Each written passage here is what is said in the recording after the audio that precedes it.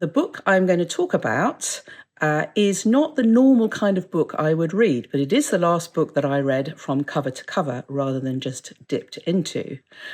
What is usual about this book, though, is that it shows the journey that one goes on when one reads. The recommendation of a book always comes from somewhere else and it leads on to somewhere else.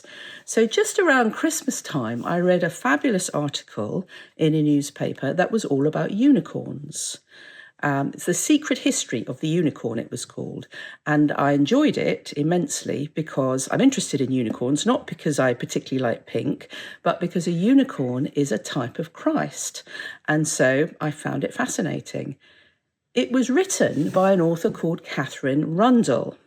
And it was so fabulously written. It was so charming and so engaging and drew me in that I thought I need to read some more of what this author has written. Now, Catherine Rundell writes children's fiction. She's a very well-known children's writer. And so I thought, what better book to read than her defense of children's fiction? Here it is. It's called Why You Should Read Children's Books Even Though You Are So Old and Wise. And actually, I read this book. I feel a bit of a cheat because I read it very quickly because, as you can see, it's quite short and quite thin. But it was absolutely delightful.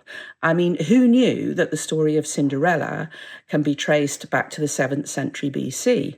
Well, when you read this book, you will find out lots of other interesting facts. So I read Catherine Rundell's book and I greatly enjoyed it. And now I have to fess up that I did not then go on to read one of her children's books, although I definitely will. I went on to start, and I'm still in the middle of it, her book about John Donne. Here this one is. It's called Super Infinite, The Transformations of John Donne. So I am cheating a little bit because I'm talking about 3 pieces of writing. I'm talking about an article in a newspaper that I read that then led me to a little book that I enjoyed very much that has then led me on to a bigger and more substantial book. And, you know, who knows where the end of this journey will be.